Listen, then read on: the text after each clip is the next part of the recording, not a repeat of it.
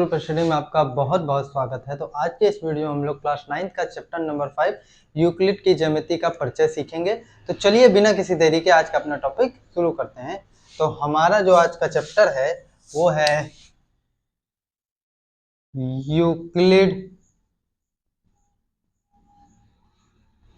Euclid के ज्यामिति का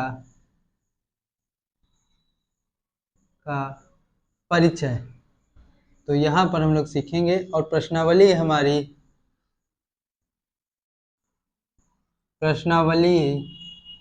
जो बेटा है हमारी वो है 5.1।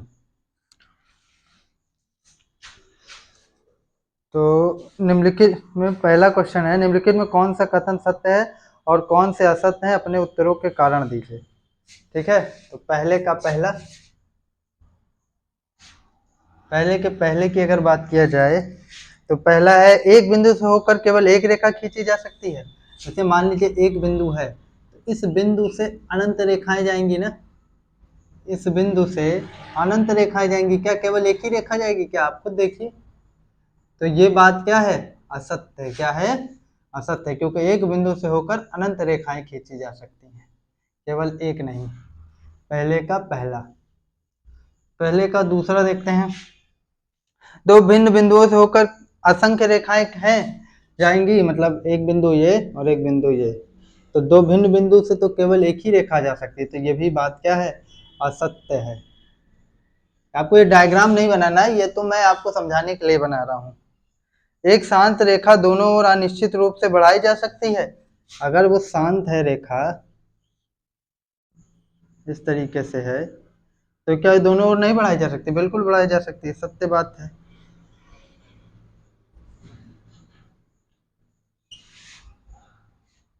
यदि दो वृत्त बराबर हैं तो उनकी त्रिज्याएं बराबर होंगी। जाहिर सी बात है कि अगर वृत्त तभी बराबर होगा ना जब उसकी त्रिज्याएं बराबर होंगी। तो ये सत्य बात है। चौथा नंबर, आकृति 5.9 आकृति आपको दे रहे हैं। ये पांचवा में बोला है आकृति 5.9। एक आकृति है आपका, ये है भैया ए, ये है आपका बी, ए बी, फिर है आपका पी क्यू,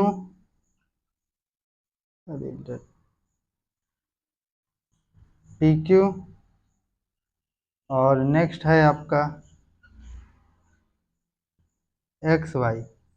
तो कह रहे हैं आकृति 5.9 में ए बी बराबर पी क्यू और पी क्यू बराबर एक्स वाई। तो ए बी बराबर एक्स वाई, तो चूंकि ए बी बराबर पी क्यू और पी क्यू बराबर एक्स वाई, तो क्या ए बी बराबर एक्स वाई होगा? बिल्कुल होगा, क्योंकि यूक्लिड की अभिगति 3 ये कहती है कि अगर दो अलग अलग चीजें एक ही चीज के बराबर होती हैं तो वो आपस में बराबर होती हैं। देखिए यहाँ ए बी पी क्यू के बराबर, पी क्यू एक्स वाई के बराबर, तो ए बी एक्स वाई के बराबर होगा। ये बात सत्य है यूक्लिड की अभिगति 3 से। ठीक है, नेक्स्ट देखें।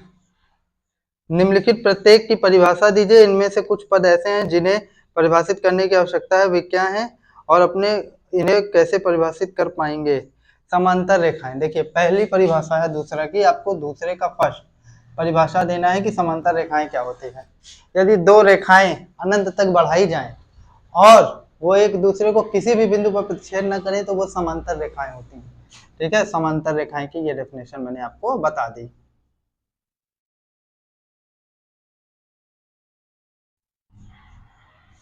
दूसरा, लंब रेखाएं।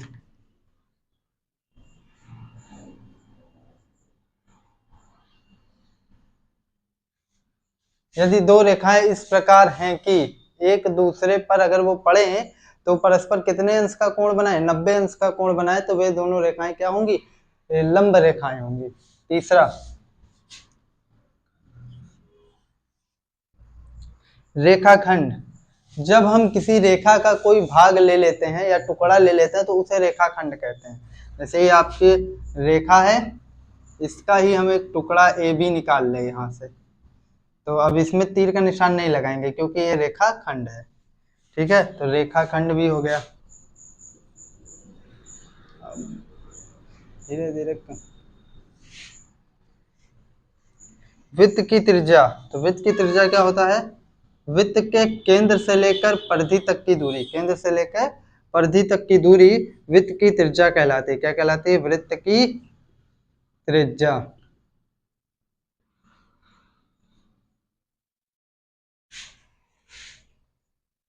वर्ग, वर्ग क्या होता है?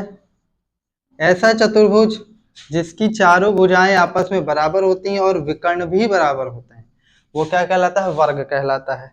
ठीक है, तो इस तरीके से परिभाषा आपकी खत्म हो गई।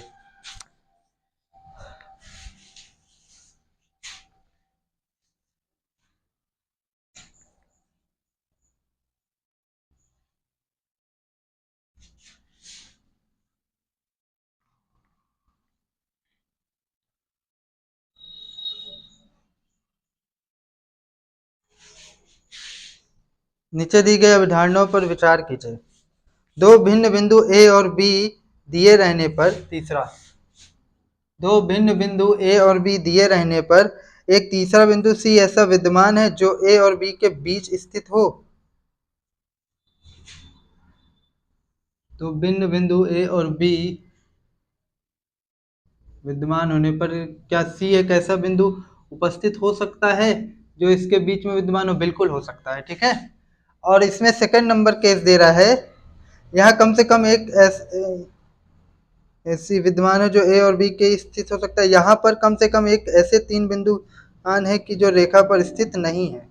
देखिए, जो सी बिंदु है कह रहा है कि ए और बी के बीच में ही स्थित होगा, तो हो भी सकता है और नहीं भी हो सकता है, क्योंकि आगे हो सकता है यहाँ हो सकता है वो सी बिंदु यहाँ पर हो, तो ऐसा जरूरी नहीं है। सेकंड नंबर,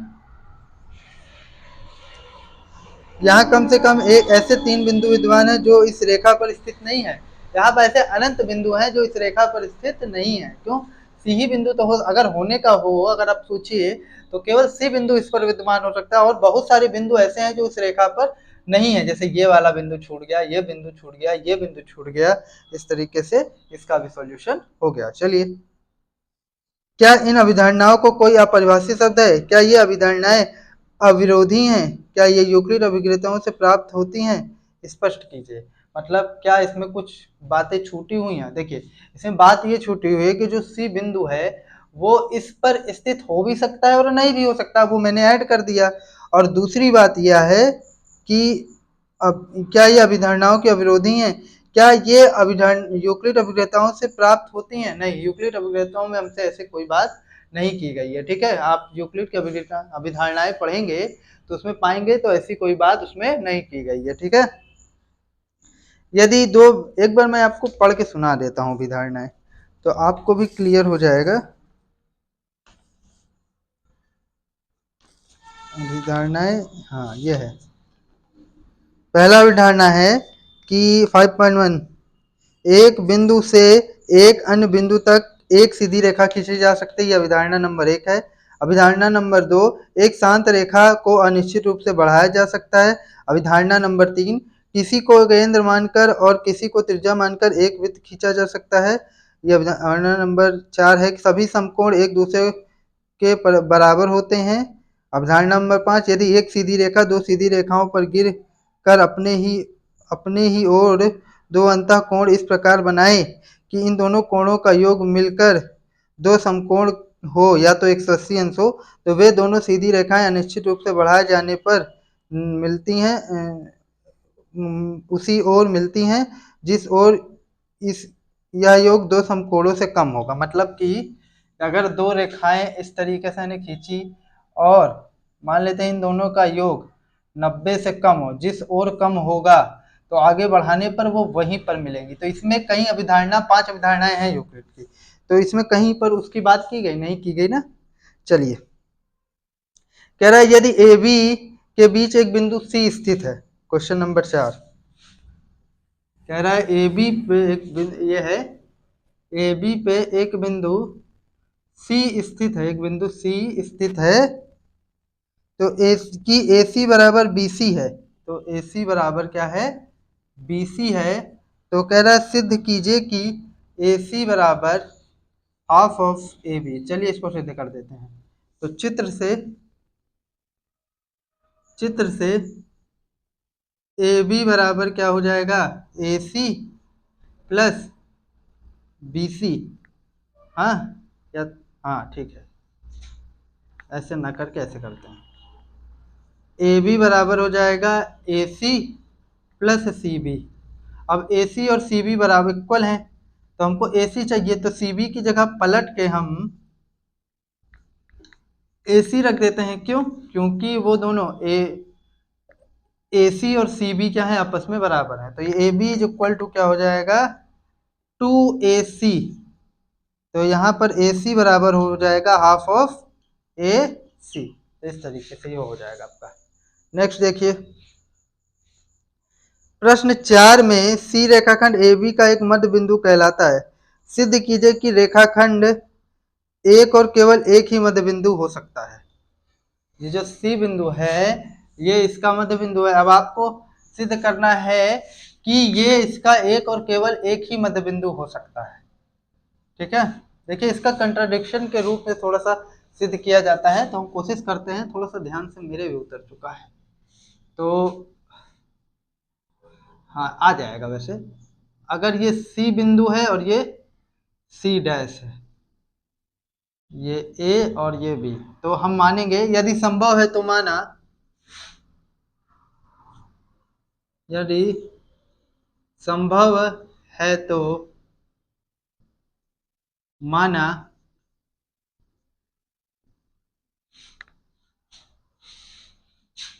कि ए बी के दो मध्य बिंदु, ए बी के दो मध्य बिंदु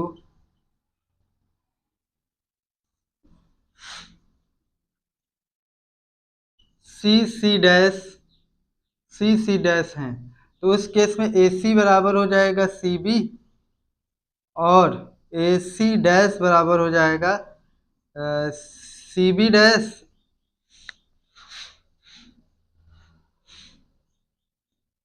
ए सी बराबर हो जाएगा केवल एक मध्य बिंदु, केवल एक ही मध्य बिंदु होता है, ए बी का एक मध्य बिंदु कहलाता है। इसको करते कैसे थे कि दो मध्य बिंदु मान लेते थे, फिर कंट्राडिक्शन मिल जाता था।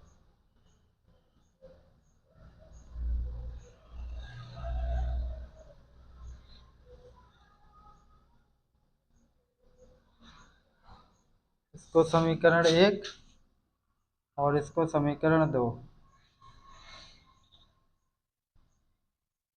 हाँ, तो अब यहाँ पर क्या हो जाएगा, ए सी बराबर हो जाएगा सी बी। तो यहाँ पर हम कह देंगे कि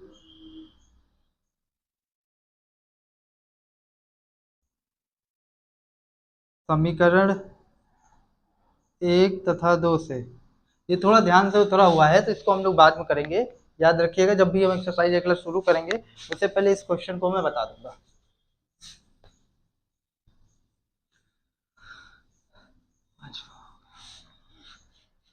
छठवां, आकृति 5.10 में ए सी बराबर बी डी है। ये आकृति है 5.10, इसमें ये ए है, इसमें ये बी है, इसमें ये सी है, इसमें ये डी है। कह रहा है ए सी बराबर बी डी, ए सी बराबर बी डी। जो ए सी बराबर है वो बी डी के बराबर है। तो कह रहा है सिद्ध कीजिए, सिद्ध करना है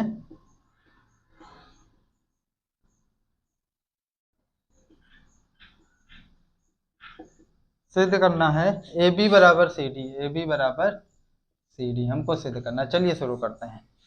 तो सबसे पहले हम जानते हैं कि ए डी बराबर क्या हो जाएगा, ए डी बराबर हो जाएगा, या यूं इसकी हेल्प ले लें क्या, हाँ, चूंकि ए सी बराबर है बी डी के, ए सी बराबर है बी डी के, तो ए सी अगर हम जाएंगे तो A B plus B C, और इसी में देखेंगे बी डी के लिए B C plus C D.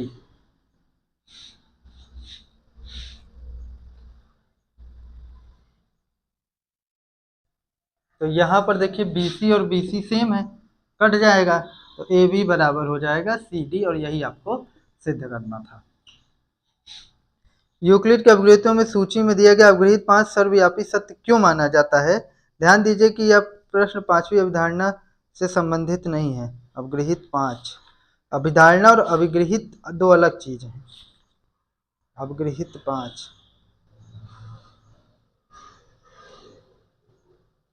पूर्ण अपने संपूर्ण से बड़ा होता है, सॉरी, पूर्ण अपने भाग से बड़ा होता है। जैसे मान लीजिए एक पूरा गोला है और इसका एक टुकड़ा मैं ले लेता हूँ इस गोले का, तो ये पूरा है, तो अपने संपूर्ण से क्या होगा, पूर्ण अपने भाग से बड़ा होता है। ये अपने भाग, इसका अगर एक भाग निकाल लिया जाए और ये पूरा ही रहेगी, नहीं इसे तोड़ के छोटा कर दिया जाए, या यूं ऐसा भी कह सकते हैं, कोई एक थोड़ा सा भाग निकाल लिया जाए तो पूर्ण अपने भाग से हमेशा बड़ा ही तो रहेगा। कहीं पर भी आप देख लीजिए, किसी भी चीज का पूरा भाग, उसका थोड़ा सा भाग निकाल दीजिए, तो वो पूरा भाग अपने पूर्ण जो होगा वो अपने भाग से बड़ा ही तो होगा, इसलिए उसको सत्य माना जाता है। तो उम्मीद करते हैं वीडियो आपको पसंद आया होगा। पसंद आया तो लाइक कमेंट सब्सक्राइब कीजिए। मिलते हैं नेक्स्ट वीडियो में, तब तक के लिए जय हिंद, जय भारत।